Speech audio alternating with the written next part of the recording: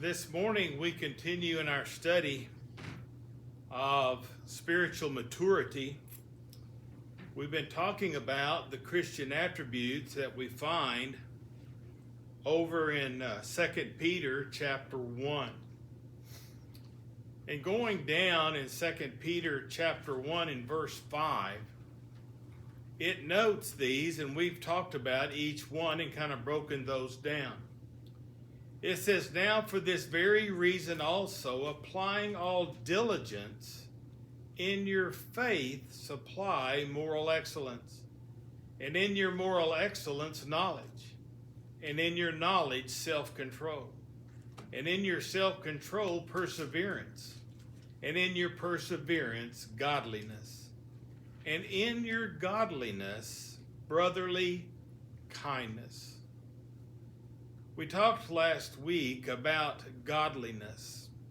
In essence, since we are those who are self-controlled by the knowledge that we have from God, that in essence we are those who are God-controlled, and that we are those who are able to persevere the difficulties of life, and we are to emulate godliness. And we noted last time how much that we see that in Christ Jesus. We noted that Christ is God with us, and we emulate Him. And that in our life, in our lifestyle, that we strive diligently to be like Jesus. And we understand that Jesus was sinless. And we know that we all fall short of the glory of God. But it is through His blood that we have forgiveness of sins. Not only at the inception when we become a child of God, but if we falter, we have that forgiveness if we ask. But as we walk the path of life, as we live godly lives, if you will, we manifest brotherly kindness. Now, when you look there at verse 7, it says, "In your godliness, because of our lifestyle, we manifest brotherly kindness." It was put like this. It says, since the church is the family of God, we as members have a responsibility to demonstrate brotherly kindness even when we are not very lovable. And truly, it is a reality that we all have ups and downs throughout life. Some days, you get up and you feel real good and you're chipper, and some days you're not. And we take into consideration that when we deal with people, some people aren't having the best day today. Maybe they're having a great day. And we have to take that in consideration. But as God's children, we need to access that idea that we are His children, and because of that, we are brothers and sisters in Christ. And we need to be those who manifest this brotherly kindness or brotherly love. In 1 Timothy chapter 3, let's look over there right quick. 1 Timothy chapter 3.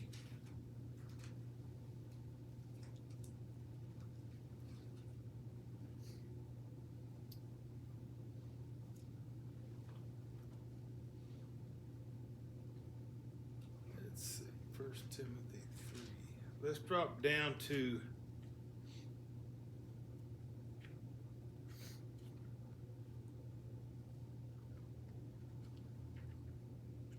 let's look at looking here at my yes, here we go. I see what I'm supposed to be seeing.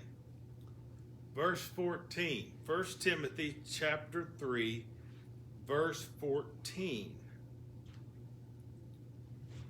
it says, I am writing these things to you, hoping to come to you before long. But in case I am delayed, I write so that you will know how one ought to conduct himself in the household of God, which is the pillar of the living God, the pillar and the support of truth. When one becomes a child of God, whenever, as we note in Acts chapter 2, when one is baptized for the forgiveness of their sins, God adds them to the ecclesia, the church. And that is the family of God. And that's what we're talking about here. Now, we know that many times in human families that everybody don't get along. Y'all ever seen that? Human families, people don't get along? Yeah, we've all seen that. But we're following the example of godliness. And there may be things that we have differences of opinion on worldly things, not scriptural things. But, you know, some people have a difference in what kind of food they like to eat, or maybe what kind of vehicle they drive, or the list goes on and on and on. And we can have those differences as long as doctrinally we are standing with God. This word that is used here in 2 Peter is the word Philadelphia, or phileo is the Greek. Now, whenever we think about the word Philadelphia, it denotes the idea of a brotherly or a sisterly love, that we have a love for a sibling. And I would concur that most of us have a deep love for our siblings. And that kind of a love can be manifest in various ways. Now, think about this. Whenever we were younger and we had a sibling, and that sibling was about to get hurt, what would we do? Well, I know some of you guys like me, y'all said over, they'll learn. No, we wouldn't do that. We would make sure that they didn't get hurt. We would watch over them. And as an individual with younger siblings, don't have any older ones, that was kind of my deal. I had to watch after them, look over them. And now they're not little kids anymore. They're adults. But that does not negate our responsibility when it comes to our siblings. And I understand that there are difficulties in many families. I'm trying to think of the word that's used with families that are not functioning as they should. Dysfunctional. See, I got it. Some families are dysfunctional, and that's sad. The thing is that we need to make sure that we're doing what is best for them. And that gets us back to the love, and we'll talk more about that next week. But when we think about the church and us being brothers and sisters in Christ, it's our love that we have for one another as brothers and sisters that we need to manifest. And the scripture teaches us that we manifest that in our kindness. Let's look at 1 Corinthians chapter 13. 1 Corinthians chapter 13. And we're going to drop down to verse 4. 1 Corinthians 13, verse 4. It says, love is patient, love is kind, and is not jealous. Love does not brag and is not arrogant, does not act unbecomingly. It does not seek its own, is not provoked, does not take into account a wrong suffered, does not rejoice in unrighteousness, but rejoices in the truth, bears all things, believes all things, hopes all things, and endures all things.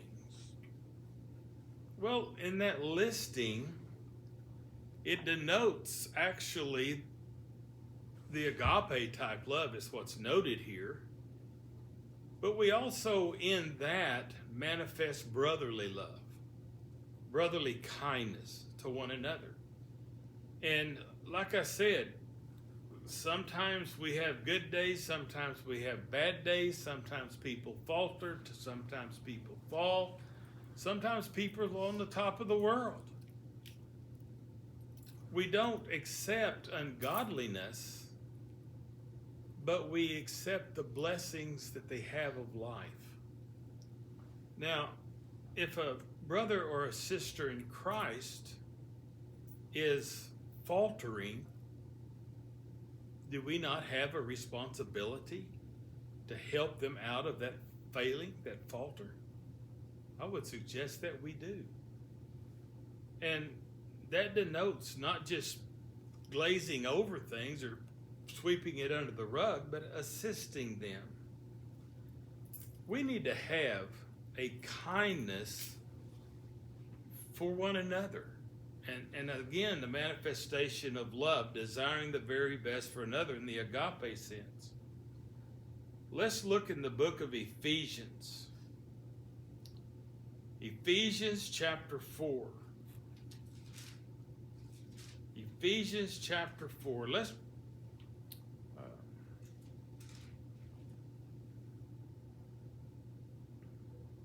go down to 31. Ephesians 4:31. It says, "Let all bitterness and wrath and anger and clamor and slander be put away from you, along with all malice. Be kind to one another, tender-hearted, forgiving each other, just as God in Christ also has forgiven you." So we need to be kind to one another, tender-hearted, be forgiving. And I guarantee you, it's just like a sibling might have done something that would be harshful. Would that be a good word? We need to be forgiving whenever they do those kind of things. We need to have that kindness in our hearts. Let's look in the book of Colossians.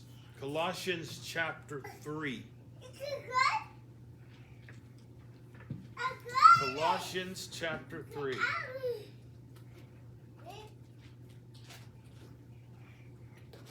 And let's drop down to verse 12. Colossians chapter 3, verse 12. It says, "So as those who have been chosen of God, holy and beloved, put on a heart of compassion, kindness, humility, gentleness, and patience, bearing with one another and forgiving each other, whoever has a complaint against anyone. Just as the Lord forgave you, so also should you."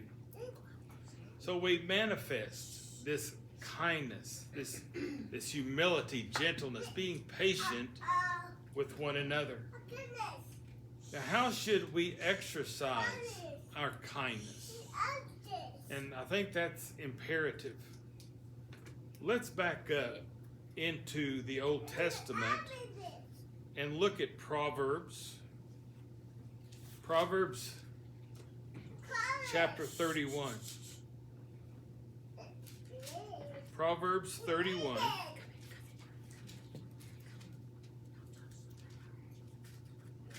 Proverbs 31.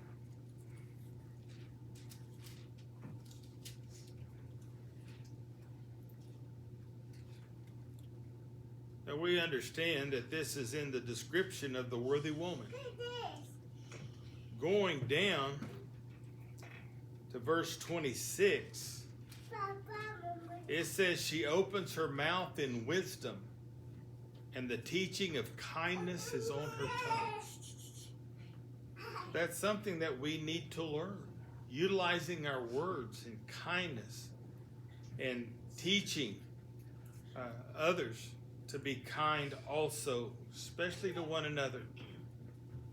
Now let's go back to the New Testament, to the Gospel of Luke. Luke chapter 10. And let's drop down to verse 30. Luke chapter 10, verse 30. This is the story of the Good Samaritan. And I would suggest that most of us here, we know that story. We know about the Good Samaritan. And it notes, Jesus replied and said, this is Luke 10, verse 30. A man was going down from Jerusalem to Jericho and fell among robbers. And they stripped him and beat him and went away, leaving him half dead. And by chance, a priest was going down on that road, and when he saw him, he passed by on the other side. Likewise, a Levite also, when he came to the place and saw him, passed on the other side. But the Samaritan, who was on a journey, came upon him, and when he saw him, he felt compassion and came to him and bandaged up his wounds, pouring oil and wine on them. And he put him on his own beast and brought him to the inn and took care of him.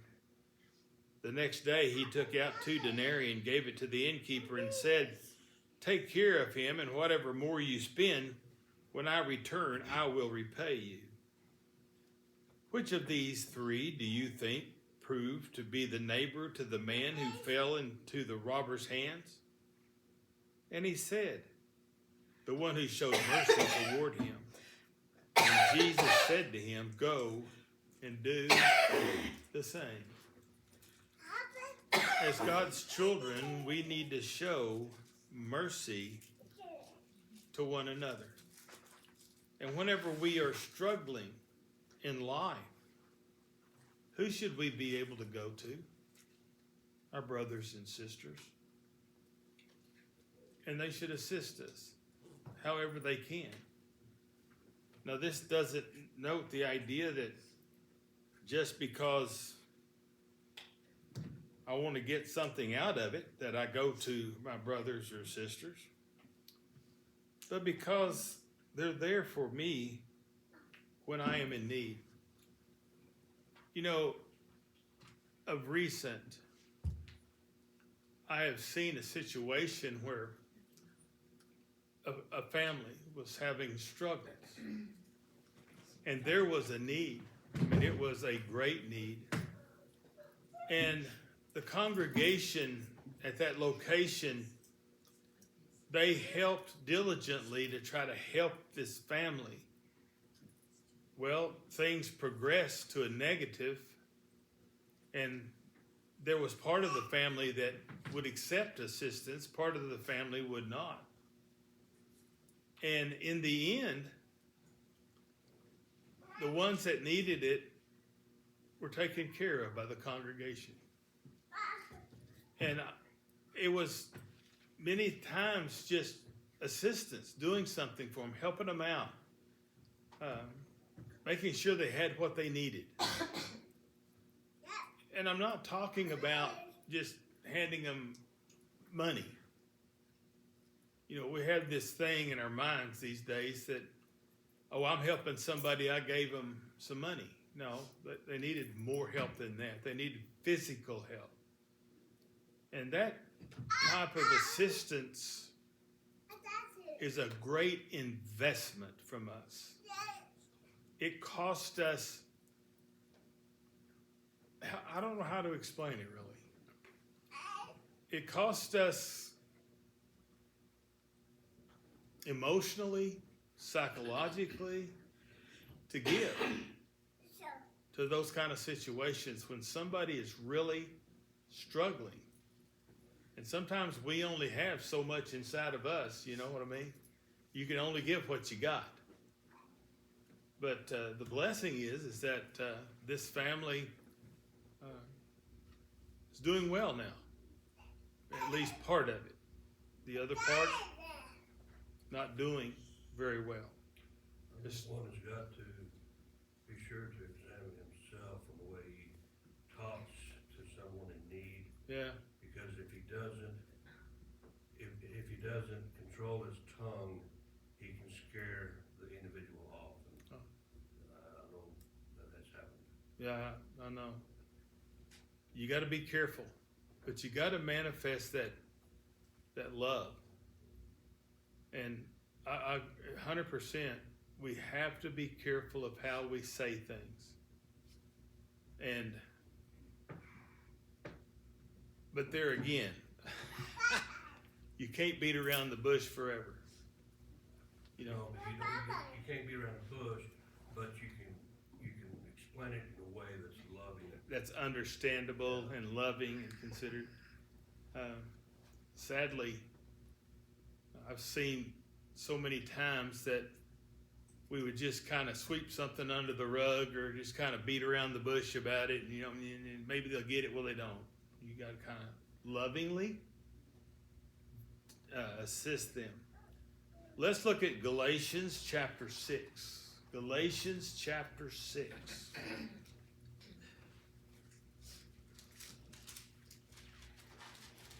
I think this brings to light what we've been talking about.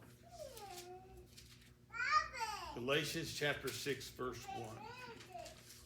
Brethren, even if anyone is caught in a trespass, you who are spiritual, restore such a one in a spirit of gentleness, each one looking to yourself, so that you too will not be tempted. And that's what we're talking about. Be gentle. But still manifesting love denotes that we tell the truth. But we do so in a manner that will help someone.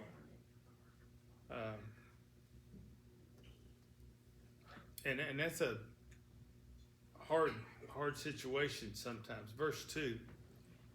Bear one another's burdens, and thereby fulfill the law of Christ. So look at ourselves first, and that's what we were noting just a moment ago, and take care of that situation. So when we think about our brotherly kindness, our brotherly love that we have for one another, we need to make certain that we have all the facts. Let's look over in the Gospel of Matthew to the 7th chapter. And let's begin here in verse 1. Now, we've studied Matthew chapter 7 previously, quite some time ago. But this is probably one of the more misunderstood chapters because people want to use it to tell you to be quiet. And that's not what it's talking about. It denotes the idea of a righteous judgment, and it goes all the way back to the passage that we just read in Galatians. Restore such a one in a spirit of gentleness. Galatians 6, verse 1. But now let's look at Matthew 7. Do not judge so that you will not be judged. Well, for verse 2, for in a way you judge, you will be judged, and by your standard of measure, it will be measured you. Well, if I judge somebody unrighteously, would I want to be judged unrighteously? I would suggest not. So we need to know facts. We need to know the situation. We need to assist people. Now he continues here in verse 3 with a little explanation and illustration.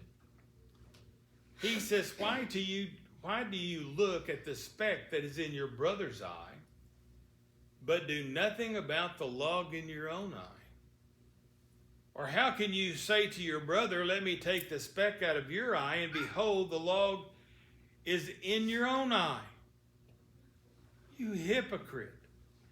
First take the log out of your own eye, and then you will see clearly to take the speck out of your brother's eye. Now again, and let me reiterate, the judgments that we have to make, and it continues on down through here, talking about righteous judgment, has to be righteous.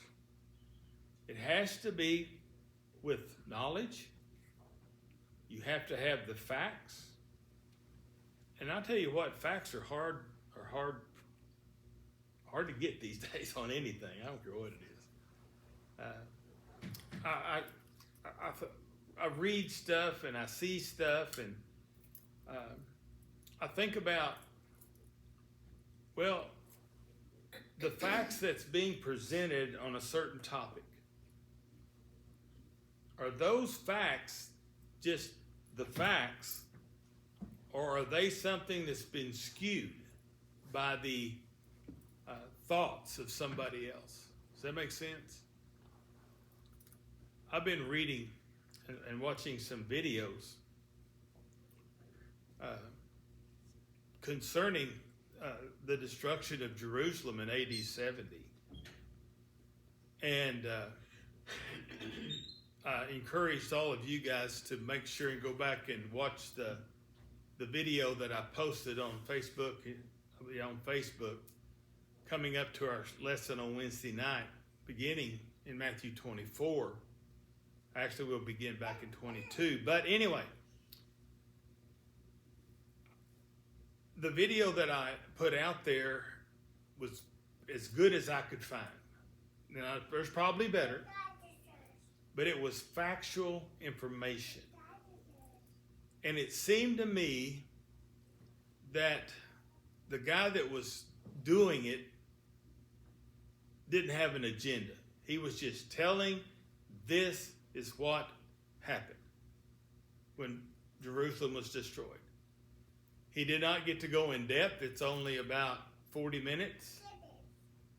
But yet there are a lot of those videos out there on the same topic that is very skewed with the presenter's ideas. And we got to be careful of that. That's why we have to have an absolute. And God's word is our absolute. Now, somebody asked the question, does God's word say anything about the destruction of Jerusalem in AD 70? Absolutely, it does. We just got through talking about that back in Daniel. Yeah, it does. Did Jesus ever talk about it? Absolutely, Jesus talked about it. We'll talk about that Wednesday night. We'll begin talking about that Wednesday night.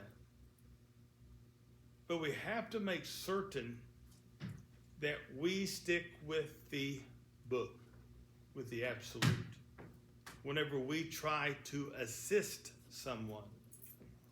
And again, we need to be right with God. But are we always totally right with God? No. So I can't say, well, since I'm not totally right with God 100% 24/7, I can't help somebody else. No, we got to do the best we can, because maybe helping them will help you. A lot of times whenever you assist somebody, you too are blessed by that. So next Lord's Day morning, we will conclude the Christian attributes, and we're going to talk about that regular old love that's in the Bible, that agape type love. And I know I talk a lot about that, and the reasoning is that society does not understand about Christian love. And I would suggest many Christians do not understand the truth about Christian love, much less brotherly love or brotherly kindness that we've talked about this morning. So we'll begin there next Lord's Day morning.